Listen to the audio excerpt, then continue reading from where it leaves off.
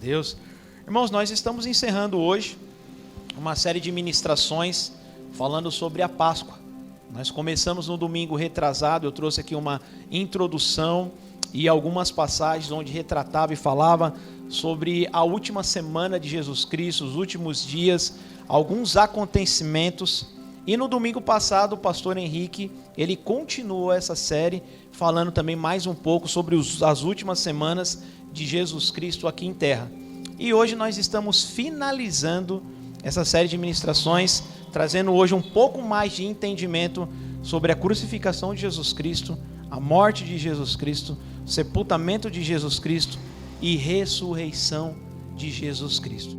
Nós falamos aqui no primeiro dia que a instituição da Páscoa, ela foi dada lá no Antigo Testamento, quando o povo ele estava escravo lá no Egito, Êxodo capítulo 12, o povo estava em escravidão lá no Egito, clamando por libertação, sendo angustiado e sofrendo muito naquele tempo, e o povo começa a clamar ao Senhor por libertação.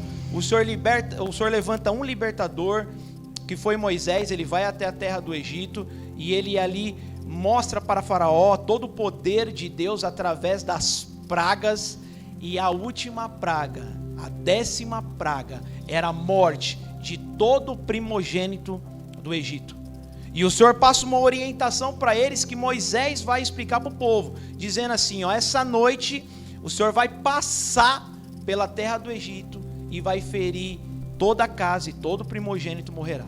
Somente aquela casa que matar um cordeiro e derramar o seu sangue e marcar as ombreiras das portas, marcar os batentes das portas, essa casa não sofrerá esse dano. Então Páscoa vem lá do Antigo Testamento, da libertação do povo do Egito. A palavra Páscoa em hebraico quer dizer Pessá, que quer dizer passar ou pular por cima ou poupar. Então foi exatamente o que Deus fez com o povo dele, o povo hebreu, a família de Deus lá no Egito. Quando o anjo da morte passou naquela noite, todas as casas que tinham as suas ombreiras marcadas com o sangue do cordeiro, não aconteceu nada. E ao amanhecer o dia, em toda a casa ali do povo do Egito, havia um morto, havia um defunto. Seja ele um ser humano ou um animal, porque morreu todo o primogênito, tanto o ser humano como os animais também foram afetados por essa última praga, a 10ª praga que o Senhor mandou ali. Então o povo de Deus sai dali, da terra do Egito, após esse acontecimento. E Moisés vai instituir, vai falar que essa Páscoa seria como memorial. Eles comemorariam essa Páscoa em memória dessa libertação do povo no Egito. Então, a lei judaica, o judaísmo, prevê essa Páscoa, essa comemoração, esse memorial da libertação do povo do Egito. Isso lá no Antigo Testamento, lá no passado. Trazendo para o nosso presente, o que seria a Páscoa? É como o Joaquim falou, a questão do coelho, O Danielzinho também cantou aqui a questão do coelho dentro disso. Mas trazendo para o presente, o que acontece? Quando Cristo Jesus, quando Deus encarna na pessoa de Jesus Cristo, e ele vem até a terra para poder evangelizar, pregar o seu reino, Cristo Jesus, na sua última semana, chamada Paixão de Cristo, era a semana da Páscoa. Por coincidência ou sem coincidência, tudo planejado por Deus, era a semana da Páscoa. Essa última semana de Jesus Cristo, todos esses acontecimentos, era a semana da Páscoa. Então Jesus, na última semana, ele vai dizer para os discípulos, olha, temos que comemorar a Páscoa. Vamos preparar um lugar. O Senhor passa uma orientação para eles. Depois, você já sabe da história, depois você lê um pouquinho mais. Mas o Senhor passa uma orientação para que eles vá, procurem uma pessoa, procurem um lugar, está ali o lugar preparado. Jesus Cristo agora se reúne com os discípulos para comemorar a Páscoa. E nesse momento é feita uma mudança. Nesse momento é feita uma transição. Agora, nessa comemoração da Páscoa, o Senhor ensina algo para eles. Agora Cristo Jesus troca aquele cordeiro, o animalzinho, os pães sem fermento e as ervas amargas, pelo pão, representando o corpo de Cristo, e o suco de uva, ou o vinho, representando o sangue de Cristo. Então, a partir desse momento agora, nós não comemoramos mais a Páscoa, como no judaísmo. Nós não fazemos mais esse ritual de ter o cordeiro, de matar o cordeiro, de preparar os pães sem fermento, toda a erva amarga, todas aquelas coisas instituídas mais ali. Não faz mais sentido para nós, porque Cristo Jesus agora, ele trouxe uma realidade diferente. Ele era o Cordeiro Pascual. Ele era o Cordeiro Pascual. E ele vai fazer isso. Então, nós hoje, aqui, em 2022, nós não comemoramos mais a Páscoa do jeito lá do Antigo Testamento. Por quê? Porque nós não somos judeus. Então, se nós fôssemos comemorar a Páscoa do jeito judaico, nós teríamos que ter todas esses rituais, toda essa preparação, com o cordeiro, o pão sem fermento, as ervas amargas. Então nós não somos mais judeus, nós somos cristãos. Então o que nós fazemos hoje, considerado o dia da Páscoa? Hoje nós lembramos o sofrimento de Cristo, a morte de Cristo e a ressurreição de Cristo Jesus, que ele trocou da Páscoa para a ceia do Senhor. Então nós já fazemos isso todos os meses. Nós relembramos isso todos os meses. Aqui aos domingos, ao primeiro domingo do mês, nós aqui celebramos a ceia do Senhor, trazendo na memória tudo aquilo que Cristo fez por nós. E aí, se nós falamos da Páscoa no Antigo Testamento, lá no passado, falamos da Páscoa hoje, que é a ceia do Senhor, pergunta que não quer se calar: da onde veio o coelhinho? Como é que o coelhinho entrou em toda essa história? Né? Se nós falamos lá do judaísmo, tem todo um ritual, uma preparação. Agora tem Cristo Jesus e agora é a ceia do Senhor. Da onde vem o coelhinho?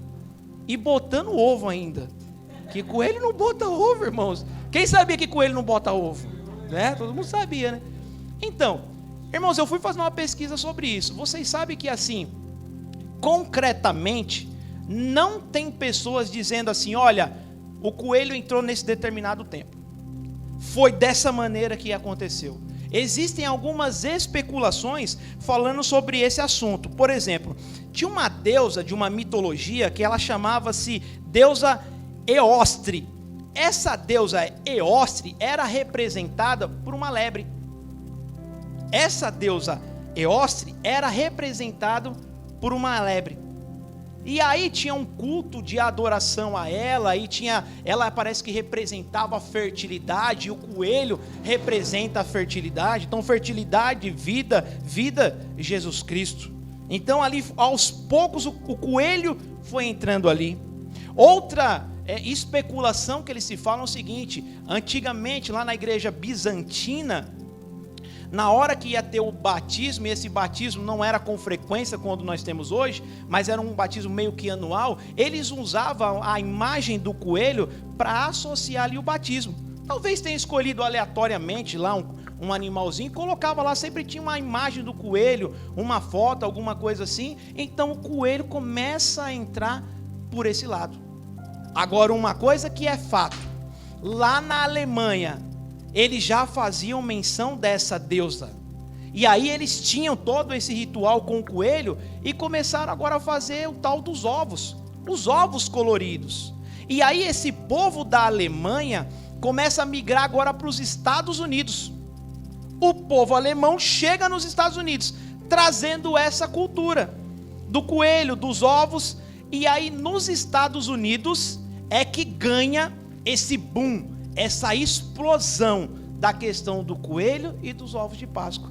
E os Estados Unidos agora é um grande exportador dessa cultura para o mundo. É como nos dias de hoje. Lá nos Estados Unidos, o povo dita moda, o povo dita regra. Você pode ver que muitas coisas que a gente fala vêm dos Estados Unidos. Muitos termos em inglês vem dos Estados Unidos. Muita coisa que a gente fala, né? Comida, fast food, comida rápida, vem dos Estados Unidos, McDonald's, Burger King e assim vai. O pessoal vai tendo as ideias, vão fazendo as coisas lá e vão mandando para nós, e nós brasileiros vamos adquirindo esses costumes. E um desses costumes foi o tal do coelhinho e o coelho da Páscoa. Foi aí que ele acaba entrando em toda essa história. Irmãos, Efésios 5, 6 diz assim, nós já estudamos isso aqui. Diz assim a palavra do Senhor: ninguém vos engane com palavras vãs, porque estas coisas vêm a ira de Deus sobre os filhos da desobediência. Ninguém vos engane com palavras vãs. O que é palavras vãs?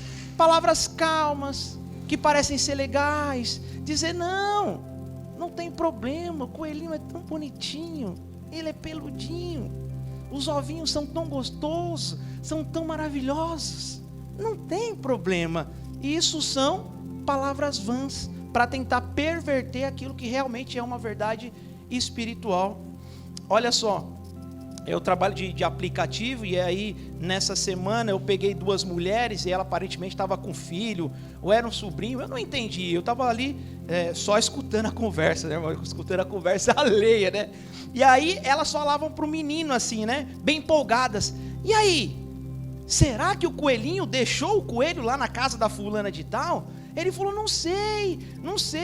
Então, a gente tem que ir lá ver, porque talvez ele já tenha colocado o coelhinho lá. E o menininho foi ficando alegre, é verdade, pode ser que esteja lá, vamos procurar. E ela falou, não é isso mesmo, nós vamos lá, nós vamos revirar tudo, que pode ser que ele tenha deixado o coelhinho lá. E o menino não era tão pequeno não, irmãos, o menino já era grande, tipo o Kiko, sabe, grandão assim, só com 8 anos, né? E o menino já era grande.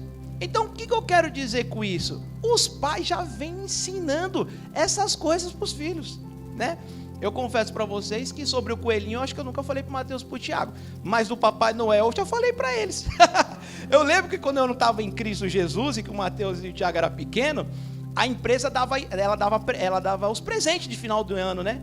Aí eu falei para o Roberto, Roberto, nós vamos fazer o seguinte, nós vamos pegar os presentes, a gente morava num sobrado, né? Nós vamos colocar lá em cima, né? Na parte de cima, e nós vamos falar para o Mateus e para o Tiago que o Papai Noel foi lá e deixou o presente para eles. Aí beleza, o Mateus e o Tiago era pequenininho, né? Eu falei, filho, vocês estão escutando esse barulho aí, ó? Eu acho que tem alguma coisa lá em cima, vamos lá ver? Aí eles chegaram lá com os presentes, estavam, nossa pai, o Papai Noel deixou o presente aqui. Né? Quem nunca fez isso, né, irmãos? Não, mas isso não é verdade, né? E ao longo do tempo vai passando, a gente vai explicando para eles e dizendo que realmente isso não existe. Mas é algo que chegou dentro das igrejas. É algo que chegou dentro das igrejas, né? Irmãos, é pecado. Aí o pessoal fala assim, Davi, então quer dizer que é pecado comer ovo de Páscoa? Não. Comer não é pecado. O pecado é você ensinar para o seu filho que a Páscoa é o coelho. Você ensinar desde pequenininho para ele que é o coelho, que é o central da Páscoa. Não tem problema você comer ovo de Páscoa. Eu gosto de ovo de Páscoa, gosto de chocolate. Inclusive, se vocês quiserem me dar também aí, não tem problema nenhum. Eu aceito e como normalmente. Mas nós temos que saber ensinar para os nossos filhos o que realmente é a Páscoa. Então, nós falamos lá no passado, libertação do povo do Egito. Hoje no presente, Jesus Cristo agora faz essa mudança, essa transferência. A Bia já vai ensinar para ele certinho, né, Bia? E aí essa transferência para a ceia do Senhor, e estamos nós aqui. Então nessa última semana de Jesus Cristo agora tem essa ceia com os discípulos, e nessa ceia Jesus ele conta tudo o que vai acontecer para eles. Ali na ceia, irmãos, é feito uma troca. Ali na ceia é feita uma troca. Lembra que o salário do pecado é a morte? Certo? Agora me diga uma coisa. Jesus Cristo precisava morrer, só que ele nunca pecou. Como é que ele ia morrer? Você vê que muitas vezes nas escrituras o povo queria matar Jesus Cristo, mas de forma nenhuma eles iam conseguir matar Jesus Cristo, porque o salário do pecado é a morte. Jesus Cristo nunca pecou, então ele era imortal, não tinha como matar ele. Só tinha um jeito dele morrer agora: se ele fizesse uma troca de vida com a humanidade. Então na ceia, Jesus Cristo faz uma troca. ele pega a vida dele, a zoe de Deus, a vida dele, entrega para a humanidade representada pelos discípulos, e os discípulos, representando a humanidade, entregam o pecado para Jesus Cristo. Agora Jesus Cristo agora é pecador, não porque cometeu o pecado, mas porque pegou o pecado da humanidade. Agora ele está com todo o pecado sobre a vida dele, porque ele pegou da humanidade. Ele não pecou, vou dizer mais uma vez, irmãos, Jesus Cristo não pecou, nem em palavras, nem em pensamentos, nem em atitude. Ele é totalmente santo, ele adquiriu, ele fez uma troca, ele pegou o pecado do ser humano. E aí, irmãos, olha só o que acontece. Algumas pessoas não entendem. Por que Cristo Jesus teve que ir para a cruz? Por que ele teve que morrer crucificado? Por que ele teve que morrer? Às vezes para nós soa um pouco estranho, mas para o judeu não soava tão estranho. Eu vou dizer para vocês aqui. Quando a gente fala sobre redenção ou o ato de redimir, para o judeu isso é muito tranquilo, eles já conheciam. Eles sabiam que todas as vezes que eles errassem, que eles pecavam, eles tinham que levar um animalzinho para derramar o sangue, para que eles pudessem ter os seus pecados pagos. Ato de redimir. Esse ato de redimir é tomar uma propriedade, mas para nós soa um pouco estranho. Para o estrangeiro soa um pouco estranho a palavra redenção e redimir. Se eu for falar para vocês aqui, por exemplo, nós somos brasileiros. Se eu for falar uma palavra para vocês aqui, você já vai entender. Se eu falar, por exemplo, feijoada, todo mundo aqui entende, né? Todo mundo já sabe. Feijoada é muito comum no nosso meio. Eu particularmente sei e não gosto, irmãos. Detesto.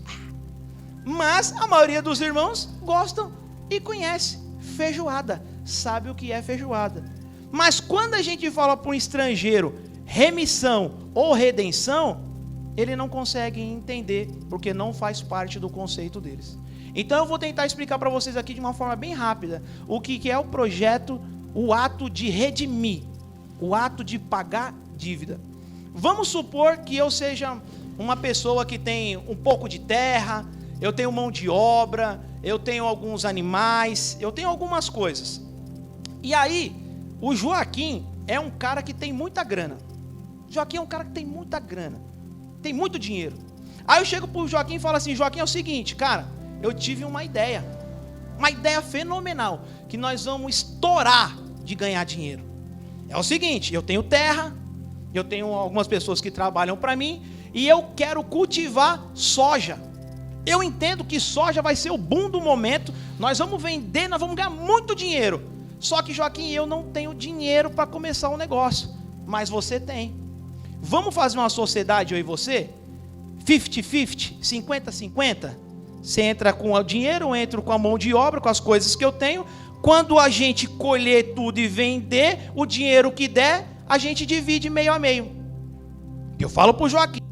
Aí o Joaquim olha e fala assim: puxa, cara, né? Para quem está propondo o negócio, né? É show de bola, está na expectativa de ganhar dinheiro. Já ele que está entrando com o dinheiro, ele já não pensa da mesma maneira.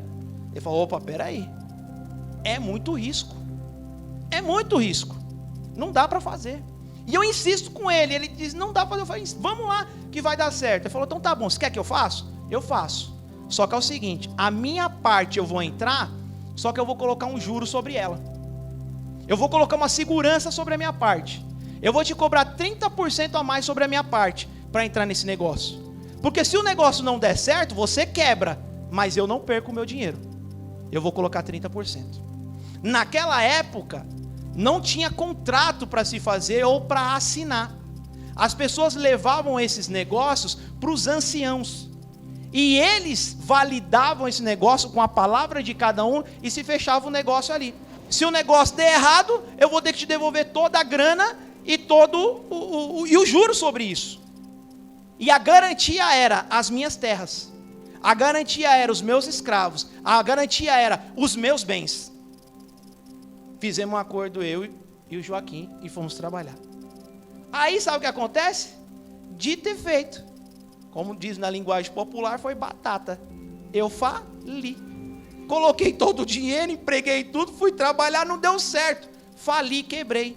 E agora eu estou devendo para o Joaquim a parte dele e mais os juros.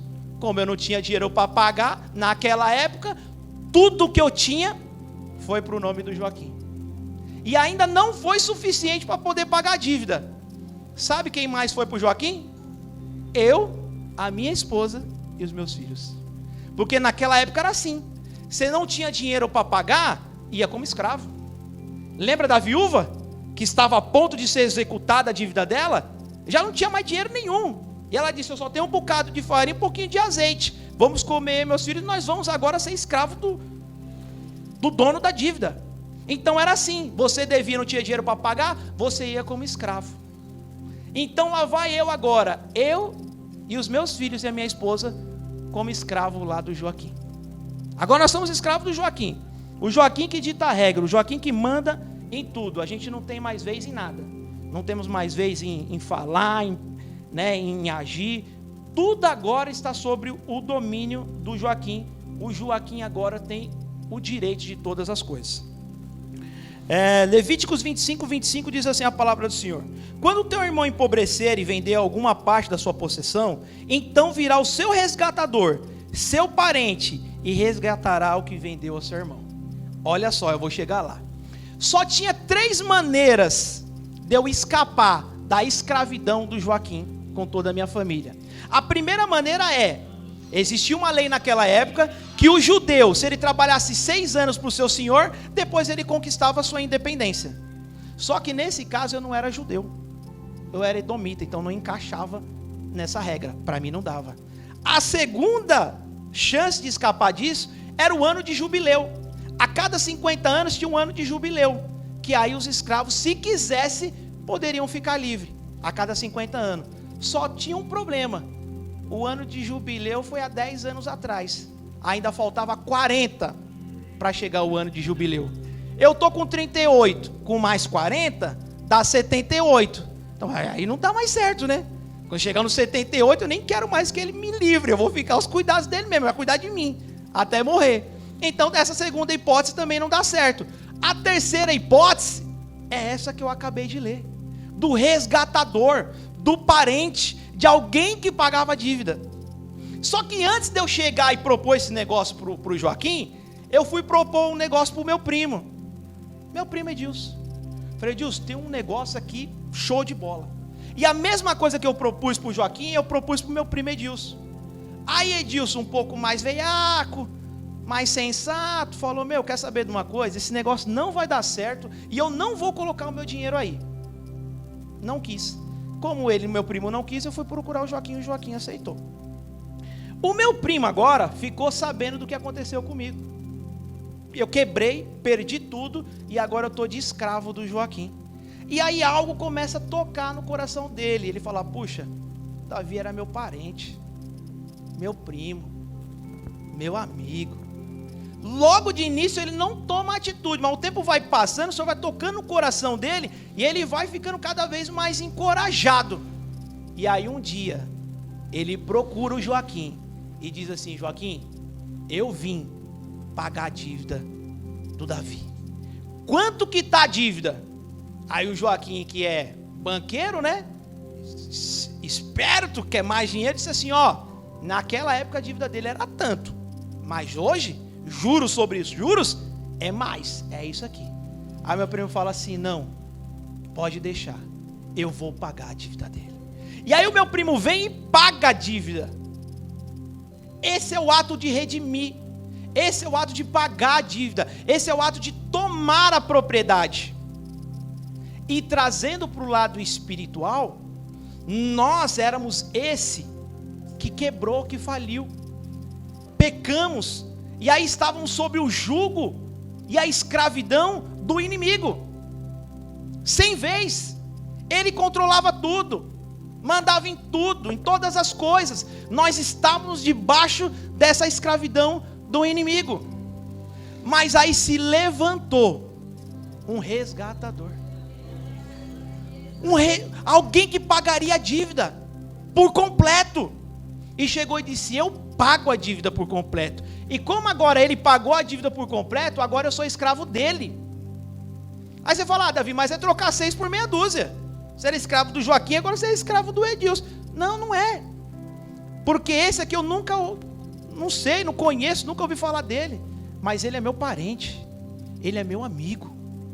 E Jesus Cristo é o meu parente, ele é o meu amigo. É isso, eu sou escravo de Cristo agora, mas Cristo é bom, perfeito e agradável. E ele mesmo diz: eu não chamo vocês mais como escravo, mas eu chamo vocês como amigo. Ele usa a palavra servo. O próprio Joaquim falou aqui, né? O servo do Senhor. Irmãos, essa palavra servo no original é escravo. Quando nós dizemos que somos servos do Deus Altíssimo, nós estamos dizendo que nós somos escravos dele.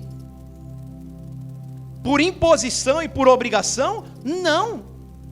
Porque fomos comprados e resgatados, e por amor. Então agora nós somos escravos de Cristo Jesus. Nós não somos mais escravos do inimigo. Então o que Cristo Jesus fez na cruz foi isso. Foi te redimir, foi pagar, foi buscar a sua propriedade para si. E agora nós somos dele. Nós fazemos parte dessa família. Nós fazemos parte agora desse reino, comprado com sangue de Cristo Jesus. Aí você pode falar assim: puxa, Davi, mas como é que a pessoa se torna escravo do inimigo? 2 Pedro 2,19 diz assim: prometendo-nos liberdade, sendo eles mesmos servos da corrupção. Porque de quem alguém é vencido, ó, presta atenção, porque de quem alguém é vencido, nós estamos falando do pecado. Se você é vencido por pecado, do tal faz-se também servo ou escravo. Então aquele que pratica o pecado é escravo do pecado, é escravo do inimigo. E aí Cristo Jesus vem para nos resgatar e para pagar o preço sobre nós. Então é como eu costumo dizer, irmãos, não há meio termo. O ser humano é uma mula. Ou ele é montado por Jesus Cristo, ou ele é montado pelo inimigo. Não existe meio termo. Não existe. Ou você é montado por Cristo Jesus, ou você é montado pelo inimigo. Não existe outra opção. Aí você fala assim: não, Davi, eu sou montado por mim mesmo. É eu que dito as regras da minha vida. Pois faz parte do inimigo. O coração do homem é enganoso. Se você está indo pelas suas ideias, se você está indo pelo seu coração, faz parte do inimigo. Aí as pessoas falam assim: ah, Davi, mas e cadê o livre-arbítrio? O pessoal questiona muito, né? O tal do livre-arbítrio. Eu faço o que eu quero, eu tenho livre-arbítrio. Já sou agora maior de 18 anos, sou vacinado. E o livre-arbítrio? Onde fica o livre-arbítrio? Vocês sabem o que é livre-arbítrio? Livre-arbítrio é a capacidade que nós temos de tomar uma atitude sem intervenções externas. Livre-arbítrio é a capacidade que nós temos de tomar atitudes e decisões sem intervenções externas. Quem é que consegue tomar aqui uma atitude aqui sem nenhum tipo de intervenção externa? Quando a gente vai tomar uma atitude, a gente compartilha com um amigo, com um parente. Nós tomamos as atitudes com base naquilo que o nosso pai e a nossa mãe ensinou. Intervenção externa. Nós tomamos atitudes com aquilo que nós aprendemos nas escolas, nas faculdades, com os coaches. Isso falando só da parte natural. Ou nós tomamos as nossas atitudes orquestrados pela palavra, orquestrados pelo Espírito Santo. Intervenção externa. Ou pelo inimigo que sopra alguma coisa na nossa vida, a gente vai lá e faz. Então, irmãos, livre-arbítrio é para se pensar. Nós não temos livre-arbítrio. Nós vivemos debaixo da orientação de Cristo Jesus. Aqueles que assim entregaram a vida para Ele. Todo o comando da nossa vida está nas mãos dEle. Ele que orquestra tudo e orienta tudo sobre as nossas vidas. Então o que Cristo Jesus fez na cruz do Calvário foi pagar os nossos pecados e tomar para Ele. 1 Pedro 1, 18 ao 19 diz assim: sabendo que não foi coisas corruptíveis, como prata ou ouro, que fosse resgatado da vossa vã maneira de viver, que por tradição recebeste dos vossos pais, mas com o preço de sangue de Cristo, como de um cordeiro, imaculado e incontaminado. 1 Coríntios 6,20 porque fosse comprado por bom preço. Glorificai, pois, a Deus no vosso corpo e no vosso espírito, os quais pertencem a Deus.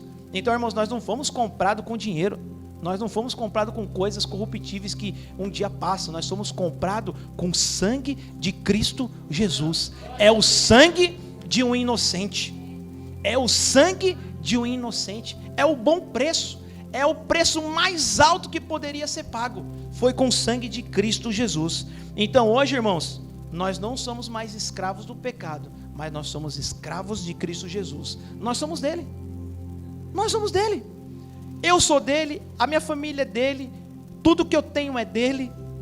Até as pessoas que às vezes se convertem, né? A preocupação do novo convertido é dar o dízimo, né? Então ela fala assim, então quer dizer que agora eu vou ter que 10% do que eu ganho agora é do Senhor? Ela fala, não, lógico que não. Não os 10% que é do Senhor, o 100% é do Senhor. Não tem nada seu, é tudo dele. A sua casa é dele, a sua vida é dele, o dinheiro é dele, o trabalho é dele, os seus filhos é dele. 100% é dele. É que ele é bondoso e só pede para você devolver 10%. Mas tudo é dele. Tudo é dele, irmãos. E glória a Deus por isso, que tudo é dele. E aí lá em João capítulo 19, versículo 30, nos atos finais de Cristo Jesus, crucificado no madeiro, o último suspiro dele, ele vai dizer assim: Del telestai, está consumado. Aleluia. Está pago. A dívida deles está paga. Oh, aleluia, irmãos. Talvez você não entenda muito falando dessa maneira, mas irmãos, imagine que você hoje aqui tivesse aqui uma dívida no seu nome. Você está com o seu nome protestado lá no SPC Serasa, mas uma dívida enorme, mas enorme, que eu falo enorme mesmo, impagável.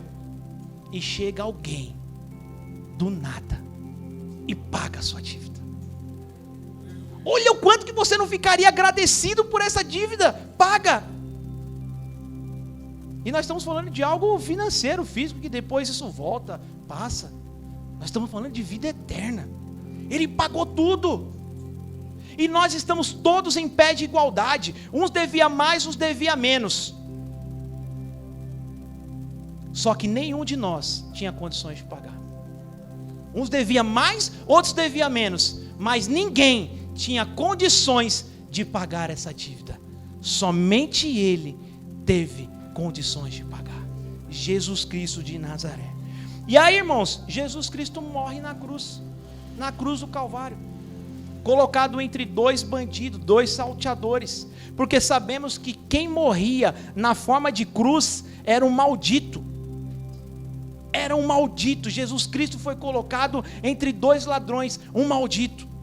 O povo que no início, quando Jesus Cristo, no domingo de Ramos, entra pela cidade de Jerusalém, que diz que ele é o Cristo, o Filho de Deus vivo, hosana nas alturas, é o mesmo povo que depois vai lá no julgamento e vai dizer: crucifica-o e solte a Barrabás, porque nós não queremos esse Jesus, e que o sangue dele venha sobre as nossas cabeças. Esse foi o júri popular. Muitos estudiosos de direito já fizeram muitas teses sobre esse julgamento, que foi o julgamento mais injusto que já houve em toda a história, porque não se viu nele engano algum, erro algum, nenhum problema, e ele mesmo assim foi condenado à morte, e morte de cruz, pela minha vida e pela sua vida. Mateus 15, 42, 43 diz assim: chegada a tarde, porquanto era o dia da preparação, à tarde na sexta-feira, dia da preparação, isto é, às vésperas do sábado, era Shabat. Quando já escurecia na sexta-feira, já era considerado o dia do descanso, Shabat, já não poderia se fazer mais nada. Cristo Jesus morre exatamente nesse dia e nesse horário, a ponto das pessoas não poderem fazer o seu sepultamento. Irmãos, olha só, na semana passada todos ficaram sabendo da triste notícia de que a filha do pastor e da pastora, com 3 anos e meio, veio a falecer. Eu fui até a cidade deles, eles moram ali pro lado de Guaianazes, Ferraz de Vasconcelos, no dia do velório. Quando eu chego no velório, o velório estava lotado, irmãos. Eram 3 salas. Uma sala estava vazia, uma sala estava com o corpo da e outra sala estava com o corpo de um senhor. A sala da estava lotada. Estava estupefada de gente. Estava lotado.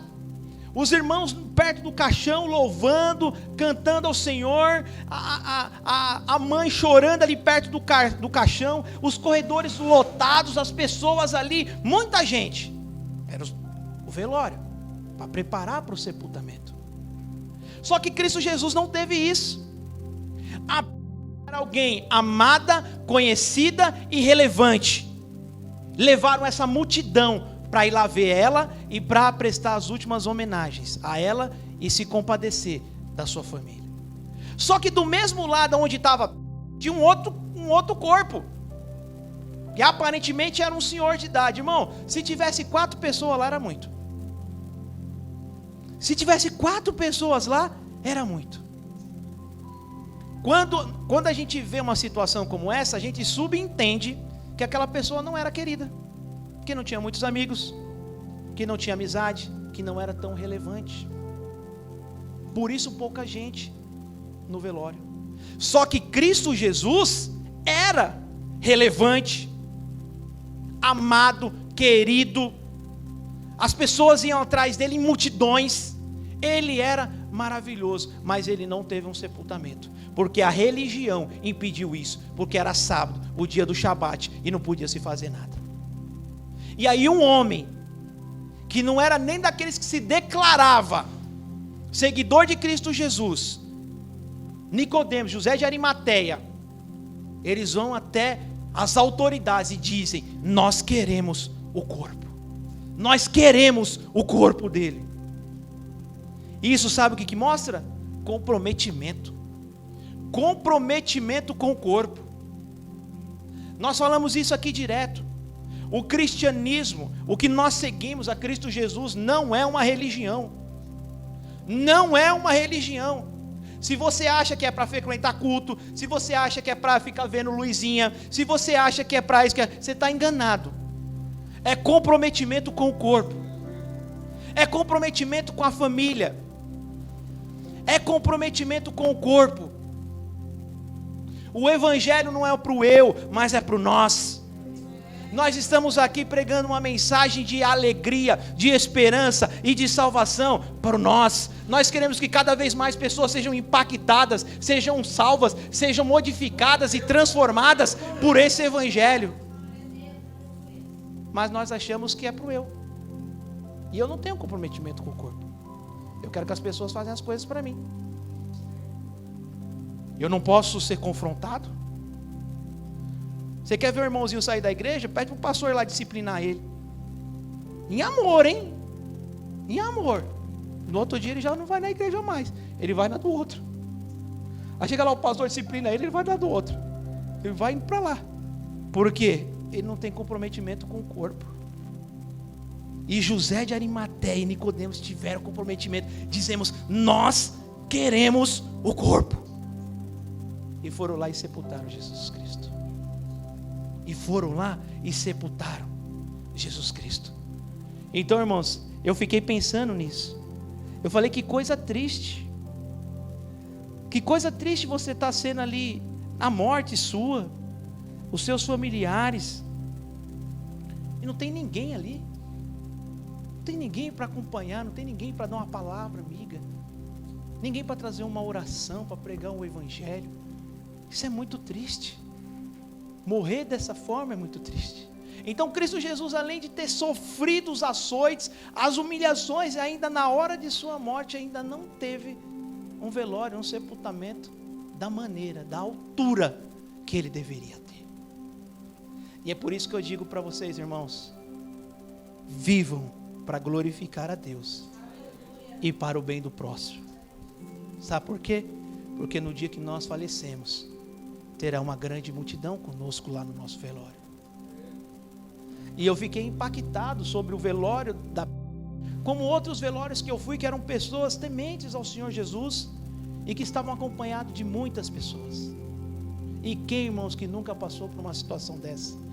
Ou quem um dia que nunca vai passar por uma situação dessa? E aí é o sepultamento de Cristo Jesus. Cristo Jesus é levado, é sepultado, porque não havia tempo de preparar e fazer essas coisas, porque na verdade era sabate, no outro dia é sábado, também não podia se fazer nada e ninguém foi lá. E no domingo, quando amanhece o dia, as mulheres vão ali. As mulheres, elas falam: nós temos que ir lá e preparar o corpo. Nós estamos com as coisas, com as especiarias, vamos lá. Provavelmente elas já estavam combinando. Meninas, projeta para mim João, capítulo 20, versículo 1 ao 21. E essas mulheres correm para lá. Correm para lá, para preparar o corpo. E aí muitas pessoas vão dizer que o evangelho é machista, que o evangelho não tem vez para mulher. É porque eles não conhecem a Bíblia.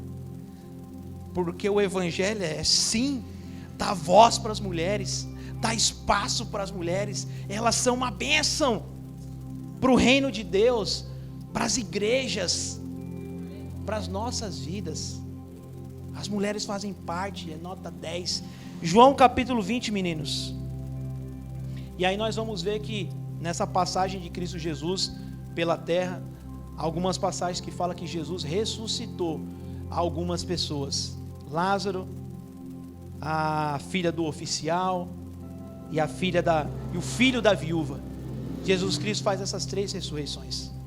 Só que essas 3 ressurreições, irmãos, depois que eles ressuscitam, passado um tempo, eles morrem novamente. Eles morrem novamente. Essa morte e essa ressurreição de Cristo Jesus é uma ressurreição diferente. Ele morreu e ressuscitou no corpo e está vivo. Eles não são como essas ressurreições que provaram da morte na segunda vez. Jesus Cristo ressuscitou. O ápice da vida cristã, o ápice do cristianismo, irmãos, é ressurreição de mortos. Que poucas pessoas falam sobre isso. Muitas vezes quando nós vamos evangelizar as pessoas, nós falamos para elas: ó, Deus vai curar você do câncer, Deus vai te curar da AIDS, Deus vai trazer uma solução para o seu matrimônio, Deus vai abençoar você, vai te livrar desse vício, Deus vai trazer uma restauração financeira para a sua vida. E tudo isso é verdade, mas isso não é o fim de todas as coisas, isso não é o ápice do cristianismo. Sabe por quê? Uma pessoa que é curada do câncer hoje, passado alguns anos ela vai morrer. Seja de velhice, morte natural, o que for, ela vai morrer. Ela só vai ganhar um fôlego de vida. Se a pessoa tem um problema no seu casamento e Deus resolve o problema dela, amém, legal por isso. Mas vai passar um tempo, ela vai morrer. E ela vai ficar sem o cônjuge e o cônjuge sem ela. Até os casamentos mais duradouros passam. Recentemente vocês viram aí, né? Não sei se foi recentemente, mas um dos casais que ficaram mais tempo casado aí na Rede Globo, que é o Tarcísio Meira e como que é o nome da moça lá? Da Glória Menezes, não é isso? Ficaram anos e anos casados, casamento maravilhoso, muito legal, muito bacana. Aí o Tarcísio morreu. Então o que eu quero dizer para vocês, irmãos, isso que você acha que é um problema e que você acha que vai solucionar toda a sua vida, um dia vai passar. E não faz sentido nenhum a gente ficar correndo atrás dessas coisas, porque elas vão passar. O cristianismo não oferece somente isso, mas ele oferece ressurreição de mortos e vida eterna, que é o contrário das outras religiões. As outras religiões oferecem um bem-estar aqui, mas depois que morre elas falam: eu não sei, eu não sei como é que vai fazer. Mas no cristianismo não, nós sabemos. João, meninos, está aqui em nome de Jesus, capítulo 20. E dizendo isso, mostrou-lhe as suas mãos e o lado, de sorte que os discípulos se alegraram vendo o Senhor. Jesus Cristo morreu, foi sepultado, ressuscitou e agora aparece para os seus discípulos. E disse-lhes: pois Jesus outra vez, paz seja convosco. Assim como o Pai enviou, também eu vos envio a vós. E havendo dito isso, assoprou sobre eles e disse-lhes: recebei o Espírito Santo. Aqui é uma das primeiras aparições de Jesus Cristo após a sua ressurreição. Ele aparece em carne e osso, no meio dos discípulos, para mostrar todo o seu poder e toda a sua glória. Irmãos, e esses dias eu estava pensando muito sobre isso, irmãos. Eu estava indo dormir e eu falei, puxa Senhor, eu não sei quando que vai ser o dia da minha partida. Eu não sei quando é que o Senhor vai me levar. Mas Senhor, pode ser essa noite, pode ser agora, num instante, num breve soprar do Senhor eu posso estar indo. E como eu não sei o meu tempo da minha partida, eu já quero agradecer ao Senhor hoje e agora, porque eu sei que hoje eu tenho vida e vida eterna. Eu tenho perdão dos meus pecados, e são muitos. Eu tenho perdão da minha dívida, que é imensa. Mas eu sei que como aconteceu com o Senhor, irá acontecer comigo, irá acontecer com todos nós. E irmãos, nós vemos falando da Páscoa em todo esse tempo. Então a Páscoa é sinal de libertação para um povo que estava afligido. Páscoa é ressurreição de mortos para aqueles que perderam os seus entes queridos. Irmãos, quando nós ressuscitarmos com Cristo Jesus, já não vai mais haver choro, lamentos, angústias e depressões. Nós estaremos totalmente plenos e felizes com Ele. Naquele dia, quando a família de Cristo estiver completa, que Ele vier com o seu reino, só haverá uma única família, a família de Jesus Cristo. Então, irmãos, Páscoa é isso, é ressurreição de mortos, primeiro da ressurreição de Cristo Jesus, e segundo da nossa própria ressurreição. Jesus Cristo foi o primeiro de muitos. Como o pecado entrou no mundo através de Adão, assim a vida entrou através de Cristo Jesus, para aqueles que creem nele, em nome de Jesus. A palavra do Senhor lá em Apocalipse capítulo 5, versículo 6 diz assim: E olhei, e eis que estava no meio do trono e dos 4 animais viventes, entre os anciões um cordeiro, como havia sido morto, e tinha 7 pontas e 7 olhos, que são 7 Espíritos de Deus enviados a toda a terra. Apocalipse 17, 14. Este combaterão contra o cordeiro, e o cordeiro os vencerá, porque é o Senhor dos senhores, é o Rei dos reis. Vencerão os que estão com ele, chamados eleitos e fiéis. Apocalipse 7, 9. Depois dessas coisas olhei, e eis que uma multidão, irmão, uma multidão, a qual ninguém podia contar, de todas as nações, tribos, povos e línguas, que estavam diante do trono e perante o cordeiro, trajando vestes brancas e com palmas nas suas mãos. Irmãos, mesmo que hoje a gente prove da morte, ou algum familiar nosso prove da morte, nós um dia estaremos todos juntos e felizes com Cristo Jesus. Essa é nossa alegria, essa é a nossa esperança. Nós clamamos pela volta de Cristo Jesus para acabar com esse sofrimento da morte e esse sofrimento da separação. Irmão, somente quem perdeu um ente querido é que sabe do sofrimento da morte e da separação. Somente quem perdeu um filho, somente quem perdeu um pai, somente quem perdeu uma mãe é que sabe da dor dessa morte. E é por isso que nós cremos em Cristo Jesus, porque Ele vai nos consolar diante dessa morte, e estaremos todos juntos em nome de Jesus, se alegrando com a vida eterna de Cristo e as nossas vidas, em nome de Jesus. Então, irmãos, hoje nós estamos comemorando isso, ressurreição de Cristo Jesus, e a nossa ressurreição, a nossa vida eterna. Jesus Cristo disse que aqueles que estão em Cristo Jesus jamais morrerão. E mesmo que estiverem mortos, ainda assim ressuscitarão. Em nome de Jesus. Isso alegra seu coração? Isso te alegra em nome de Jesus? De saber que nós não vamos perder nada e ninguém para o pecado ou para o inimigo. Não, somos todos de Cristo Jesus e estaremos todos juntos. É por isso que vale a pena o seu esforço de orar, o seu esforço de ler a palavra, o seu esforço de congregar, para que você leve essa mensagem para outras pessoas. E aí nesse dia vai ser uma grande multidão, irmãos. Vai ser uma festa maravilhosa, estaremos todos lá unidos e juntos e felizes. Em nome de Jesus. Em nome de Jesus. Abra comigo a sua Bíblia aí em 1 Coríntios capítulo 13. Um momento muito especial. Irmãos, o Senhor me deu uma visão. 2 Coríntios, irmãos, desculpa, irmãos. Estava procurando e não achava, né, irmão? O Senhor me deu uma visão quando eu estava preparando essa mensagem, essa palavra.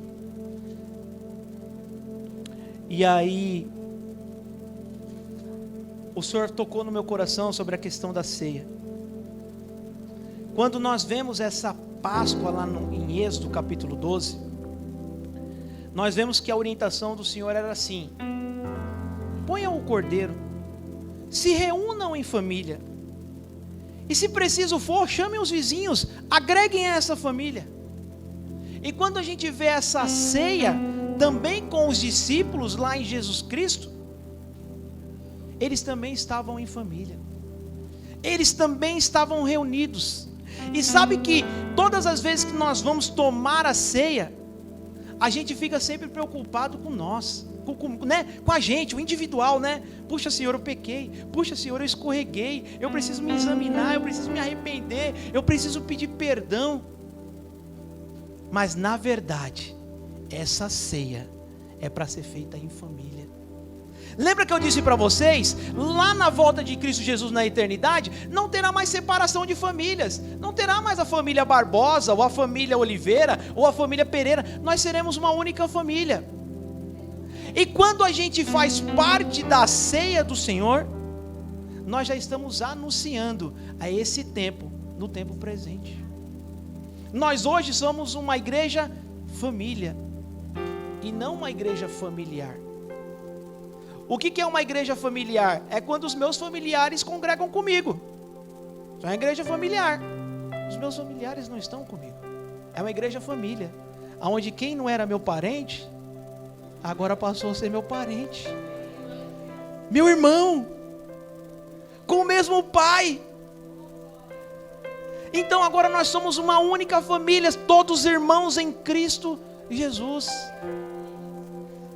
E quando eu ministrava essa palavra, o Senhor colocou assim fortemente no meu coração, e eu via a nossa igreja, todo mundo na nave da igreja, todo mundo, crianças, jovens, adolescentes, os adultos. É por isso que eu pedi e disse: irmãs, vai lá, peçam para as irmãs descerem do ministério infantil, façam para elas virem para cá, façam que as crianças venham para cá. Família, não há separação. Esse momento que nós vamos participar agora é esse momento de família, é esse momento agora da gente estreitar os nossos laços familiares. Somente um parente pode se compadecer de alguém e dizer: eu pago a sua dívida. E esse parentesco agora não é no sangue, esse parentesco agora é no vinho, é no Espírito. Nós temos agora a ousadia pela palavra agora de estender a mão para os nossos irmãos, para dar um abraço, para dar um conforto, para dar uma alegria, uma paz nesse momento. Nós, quando a gente vem para a igreja, irmãos, eu sei, tem muitos dias que nós estamos sofrendo com muitas coisas. É sofrendo porque nós estamos com problema em casa, é sofrendo porque nós perdemos alguém, é sofrendo porque na sua mente nada na sua vida dá certo. Sim, eu sei que a gente vem, a gente tenta se alegrar e diz assim, poxa, vamos encontrar os irmãos, e a paz do Senhor, irmão, e a gente tenta se alegrar, eu sei disso, eu sei. Mas às vezes tem problemas sérios e problemas crônicos. Mas saiba de uma coisa, você não está sozinho. Você não está sozinho. Você tem toda uma família com você. E o que nós estamos tentando pregar e ensinar para nós aqui na igreja é que você deve se compadecer do seu irmão. Você deve se compadecer dele, ouvi-lo, instruí-lo, orar com ele, abraçar, rir quando for necessário, porque nós somos uma família. Irmãos, quem não quer ser abraçado? Quem é que não quer ser amado? Então hoje Cristo Jesus expressa todo o amor dele através da sua vida, através da sua vida, através da sua vida para com os irmãos. E nós já estamos anunciando a volta dele até que ele venha e sejamos abraçados por ele. E sejamos abraçados por ele. Para a gente dizer para ele assim, Jesus, obrigado, valeu a pena, Pai, valeu a pena porque o Senhor hoje me recebeu, valeu a pena. E aí o apóstolo Paulo vai dizer assim, eu recebi do Senhor que também vos ensinei, que o Senhor Jesus na noite que foi traído, tomou o pão e tendo dado graça, o partiu e disse, comei, esse é o meu corpo, que é partido por vós.